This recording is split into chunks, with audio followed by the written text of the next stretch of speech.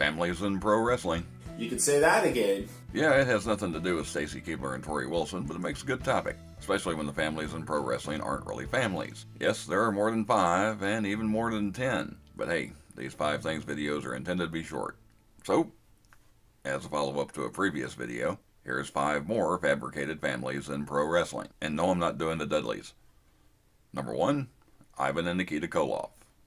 The Cold War and real-life relations between the United States and the Soviet Union were front and center in the 1980s, spurred by the U.S. boycott of the 1980 Moscow Olympics and the USSR boycott of the 1984 Los Angeles Olympics. It was a perfect time for Russian wrestlers to be a heavy focus in pro wrestling. In June 1984, the Russian bear Ivan Koloff brought his nephew Nikita into the Mid-Atlantic territory. Nikita was feeling the sting of missing out on winning gold medals in the Olympics, and was there to take out his frustration on American wrestlers. Of course, Ivan and Nikita were not really related, and not really Russians. Ivan Koloff's real name was Oriel Paris, and was born in Montreal, Quebec. Beginning his wrestling career in the mid-1960s, Paris primarily appeared in NWA Vancouver as an Irishman named Red McNulty. When he started wrestling in Montreal and Toronto in the late 60s, he became Ivan Koloff of Russia. Nikita was actually Nelson Scott Simpson from Minnesota, a real-life friend of Animal from the Road Warriors. After hopes of a career in the NFL were looking slim, Animal secured Simpson a meeting with Jim Crockett Jr., who immediately signed him to be Nikita Koloff, and teamed with Uncle Ivan and American turncoat Don Kernodle. In 1988, Simpson legally changed his name to Nikita Koloff. Number 2, Bobby and Don Fulton. Bobby Fulton is best known as one of the Fantastics with Tommy Rogers. 5 years before the Fantastics formed, the still green Fulton was paired with another wrestler in the Mid-America territory, and the two were presented as Bob and Don Fulton. Oddly, neither of them were really named Fulton, as Bobby's real name was Robert James Hines. In later years, when Bobby was asked why he chose the name Fulton, he simply shrugged and said it sounded good. While Fulton did form another version of the Fantastics with his real-life brother Jackie, the lifespan of Bob and Don Fulton in 1979 only lasted about 2 months. Don Fulton went on to be known by his real name Eric Embry, and in 1979 was also still very green, and had been working as enhancement talent in Mid-America, Central States, and Vancouver. Though the fabricated version of the Fulton Brothers only lasted a few weeks, they did get a shot at Mid-America's World Six-Man Tag Team Championship with Dennis Condrey, but lost to George Goulas, Ken Lucas, and Prince Tonga. By 1984, with both Fulton and Embry having made long strides in their careers, they crossed paths again in Southwest Championship Wrestling as they feuded against each other over the Southwest Junior Heavyweight Championship. Number 3, the Garvin Brothers.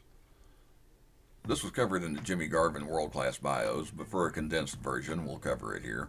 The name Garvin started with Terry Joyle, who began his career under the name Terry Garvin in Canada and the Northeast U.S. in the late 1950s and early 1960s. In 1964, Terry began an almost 2-year stretch in the Louisiana-based Gulf Coast Championship Wrestling, where he helped a childhood friend break into the business. That friend was Roger Barnes, who would be billed as his brother Ron Garvin. The Garvin brothers really began to take off after a run in and around Montreal between 1965 and 1967. In the late 1960s, Terry and Ronnie began a run in Florida, where Ron met and married a widow who had a 15-year-old son named James Williams. James had trained at Eddie Graham's amateur wrestling camp, and Terry helped him break into pro wrestling, taking him to the little-known Arizona territory as his manager and a part-time wrestler. By 1973, James had taken on the name Jimmy Garvin and was billed as Terry's brother. Ron joined his kayfabe brothers in Mid-America in the mid-1970s. The Garvins went their separate ways over the years, but Ron and Jim were reunited in Jim Crockett's territory in 1986. Many fans were unaware they had previously been presented as brothers, much less the fact that Ron was actually Jim's stepfather. No word on if Miss Atlanta Lively officially has a place in the family tree. Number 4, the Fargo Brothers. Again, there was a 4th and 5th Fargo brother that was not included in the first video because, well, I didn't know about it. But as a quick reminder, Jackie and Don Fargo were one of the top tag teams in wrestling in the late 1950s and early 1960s. Jackie and Don were not really related and not really named Fargo, but the third brother named Sonny was in fact Jackie's real-life brother. When Jackie and Don went their separate ways in the mid-1960s, Don made something of a career being a brother. Before he was a Fargo, he was known as Ray Stevens' brother, even though they were not really related.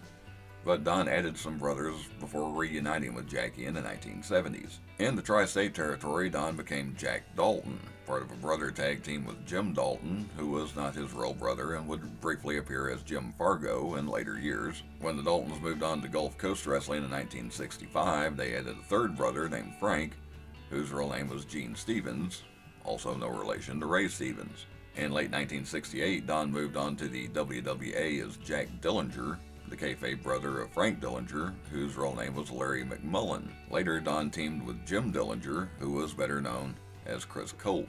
In 1970, Don returned to being Don Fargo and eventually landed in the Ohio-based National Wrestling Federation, where he teamed with a young wrestler that was renamed Johnny Fargo. That wrestler is better known as Greg Valentine, the real son of Johnny Valentine.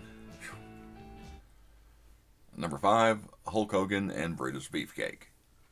I can't do two of these without mentioning the brother of all brothers, brother. As you may know, the two men best known as Hulk Hogan and Brutus Beefcake, Terry Bollea and Ed Leslie respectively, knew each other in their pre-wrestling days in Tampa, Florida.